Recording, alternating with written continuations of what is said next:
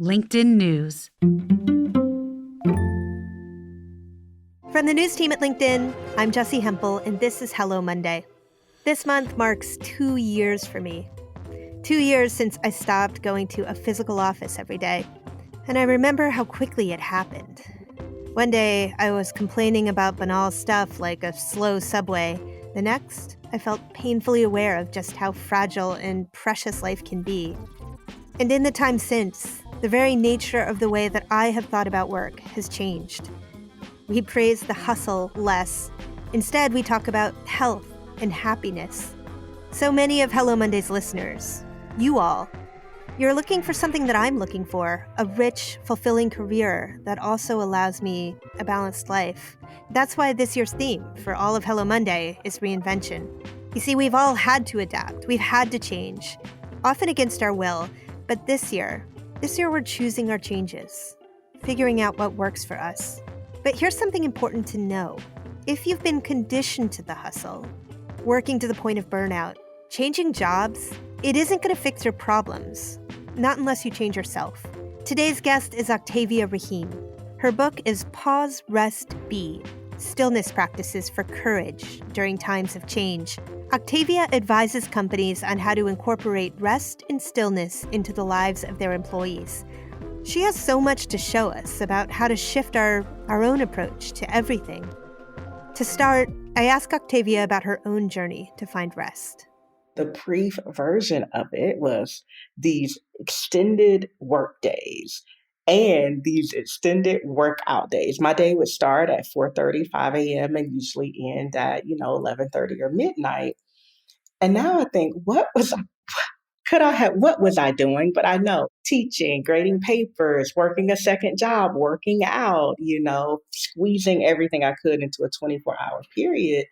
And ultimately, I landed in the hospital with this condition called rhabdomyolysis that, some ultra marathon runners get this. I had never heard of rhabdomyolysis until I read about it in your book. And what it is this rapid muscular breakdown that can overload the kidneys and potentially lock them down, sending you into kidney failure, which if not caught soon enough, we know what the outcome can be. And I was not in a great space. I was in the space of doctors being like, if you had not come to the hospital, today, this would have turned out fatally for you. And so I'm at my healthiest, in air quotes, I look the best. I should show you a picture from that. But clearly on the inside, something was completely out of balance. I had worked myself and worked out to the point that I'm hospitalized. And I had this nurse come in who says, why are you in here? And I'm so irritated with her. I'm like, you have my chart, I'm in here. And ultimately she's administering medicine and also ministering to my soul.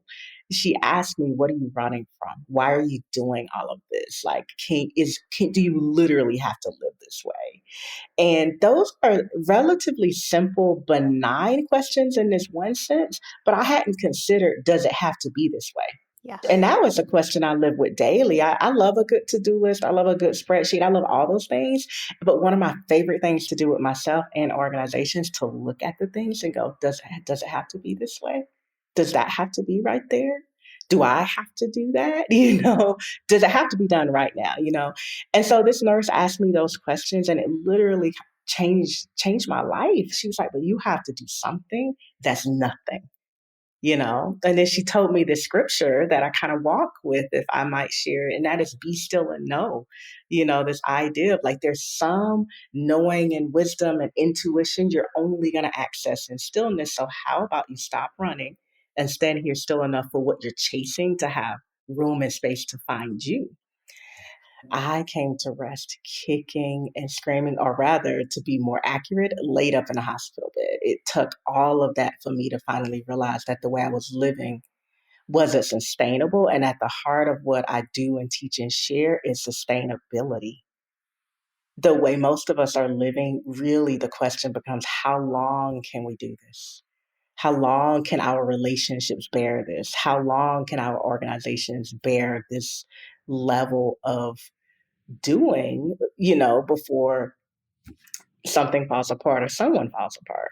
Like it's not sustainable, you know. And so when I talk about rest and teach about rest and hold people in that space of rest, it's really about how do we make the way we live and are on this planet and with each other more sustainable.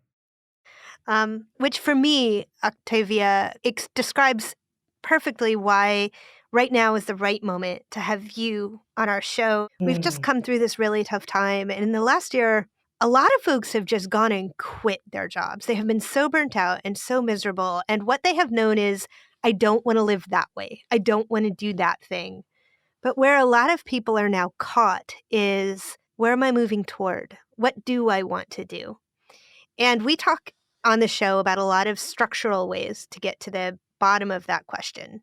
And those are all important, whether it's working with a job coach or framing and thinking about your work differently.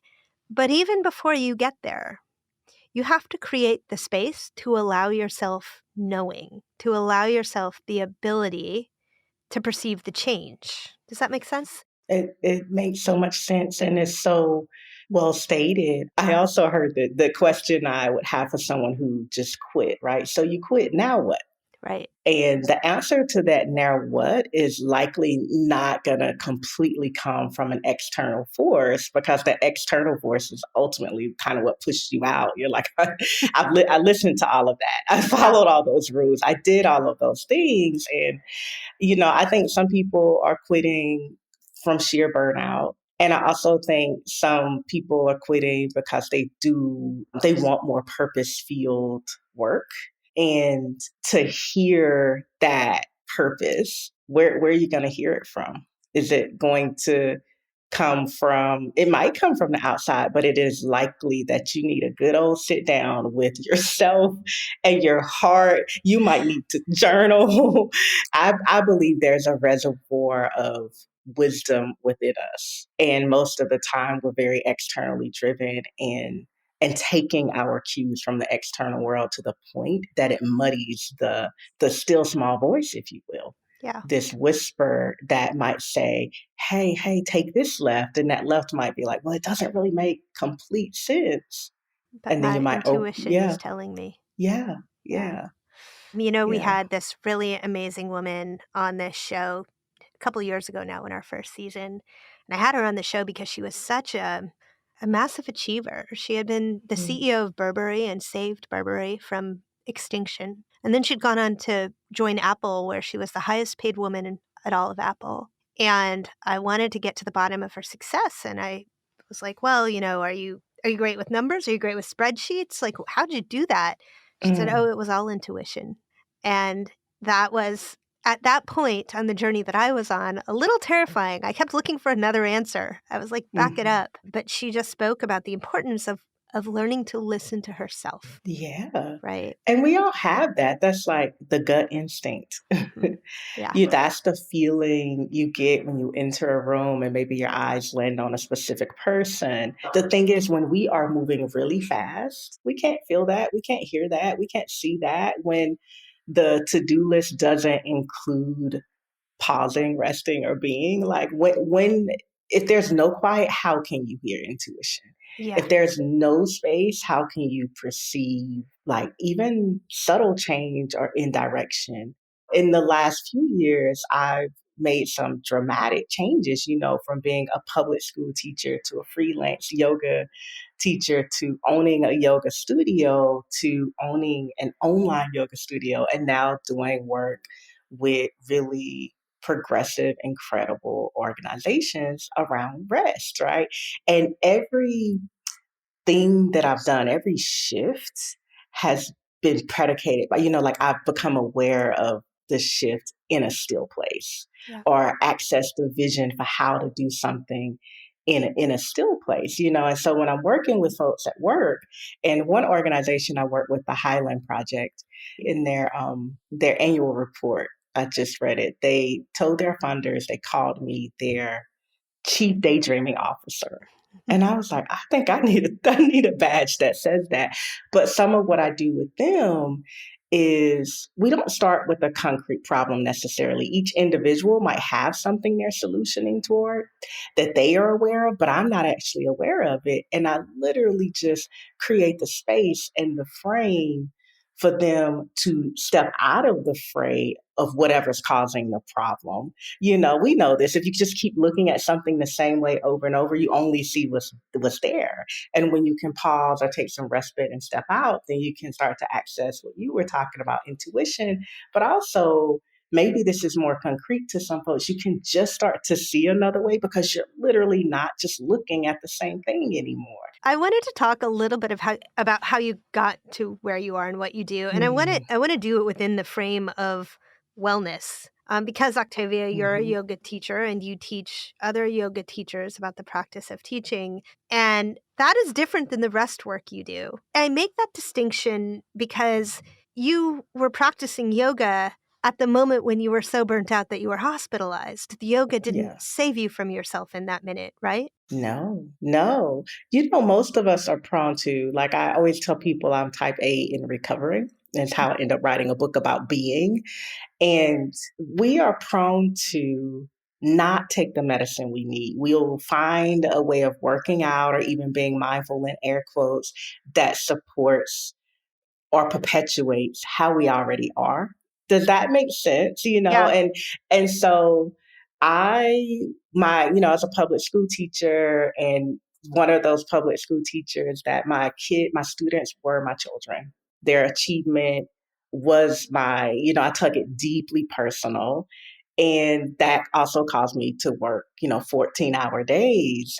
But I also, my workout regimen was Olympic weightlifting. I'm 5'1". Look at me. You can see me. It was Olympic weightlifting. And then it was power hot yoga in a 105-degree room. Right.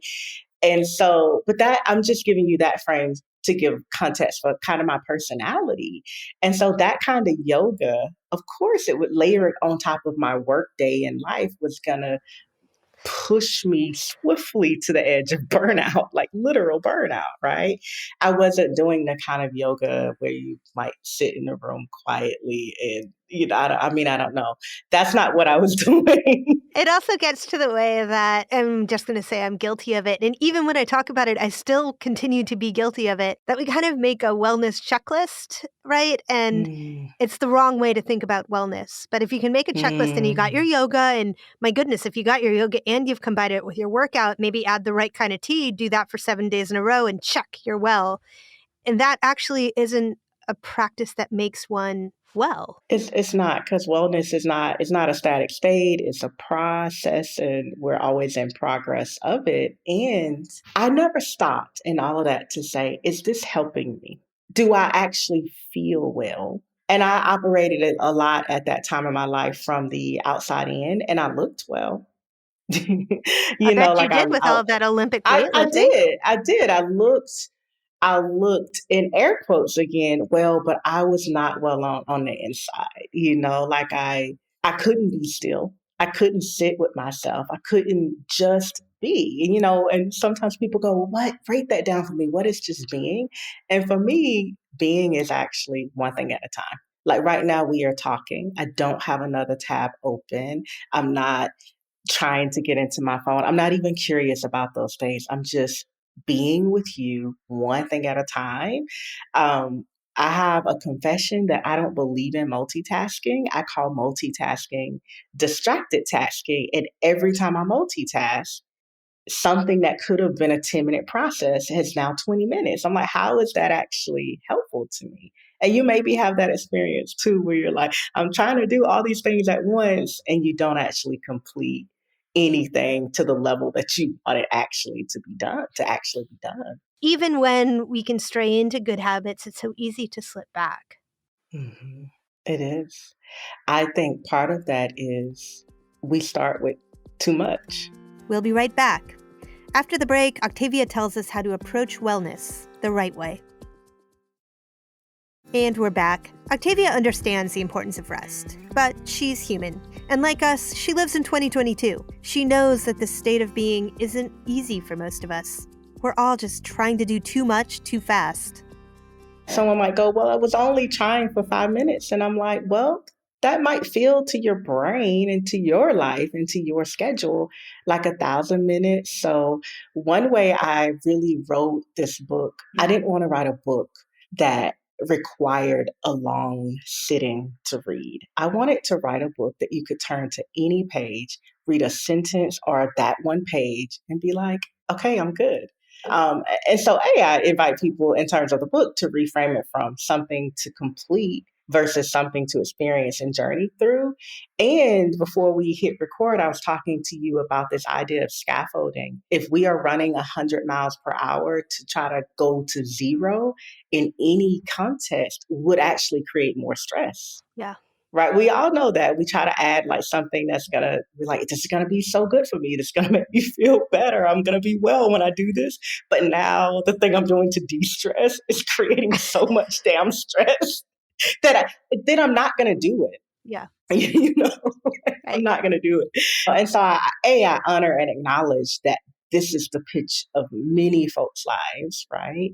And I invite people to go, okay, I'm on 110 right now. I don't have a rest practice. I need it because goodness knows I'm up to here. What's a natural progression from the frenetic way of being that's not a total stopping point? Well, let's talk a little bit about what happens when one rests, because I think it Mm, also speaks to one of the reasons, maybe subconsciously, that a lot of us don't want to rest. For me, what happens is that all of my feelings and emotions that I haven't wanted to feel suddenly present themselves, and it's really uncomfortable. I never thought laying yeah. so still and doing nothing could be so uncomfortable.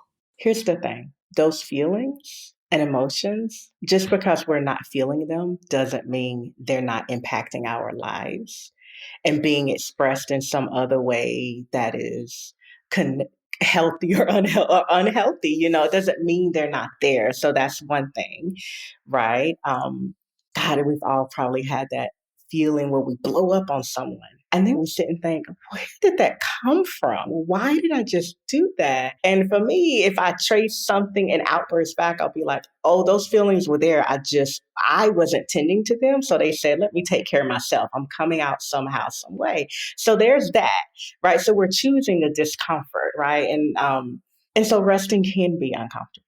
This is why I always suggest the moving still, like slowing down and then coming to a stop if you're trying to start like a rest or meditation practice versus I'm just going to halt.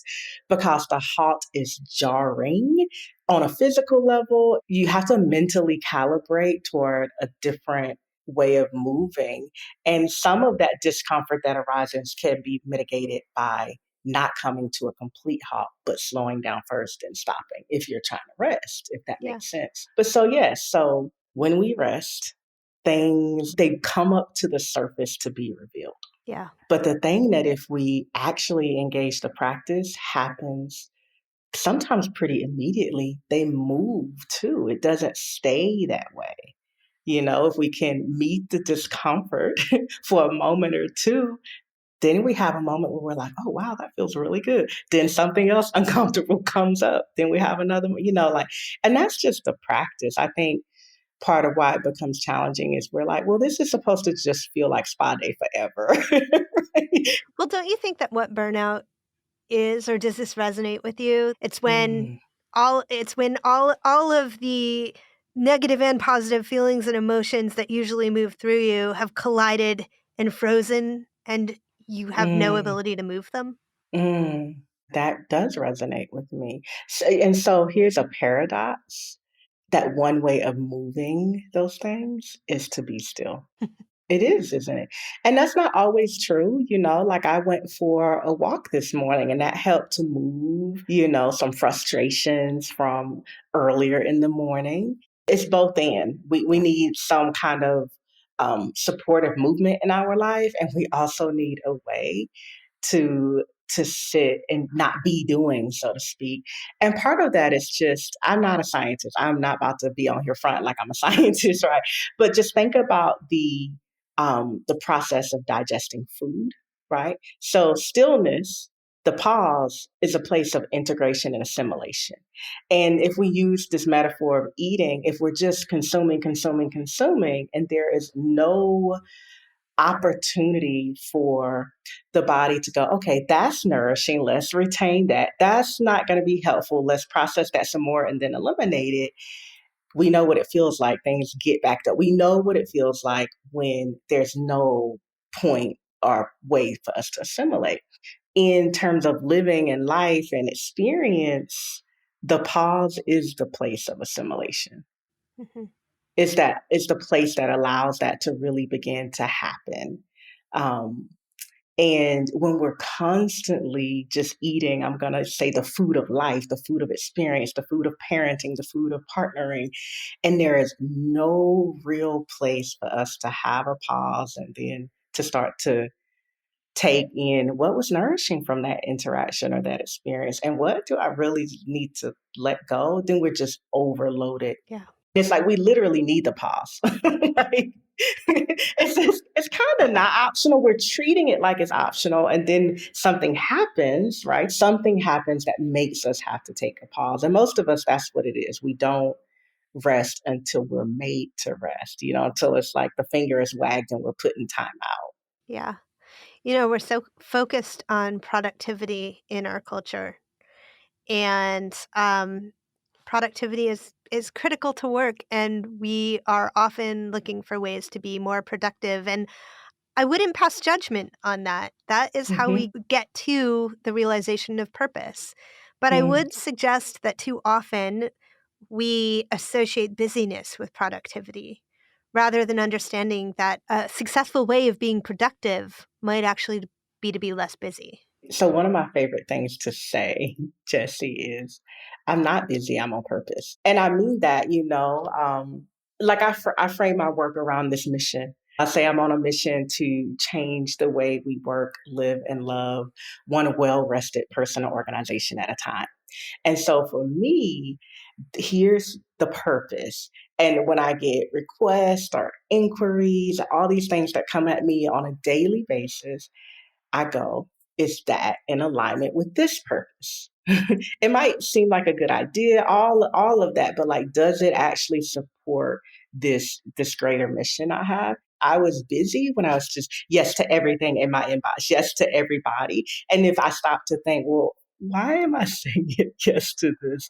What is this moving forward? I probably wouldn't have had a good answer.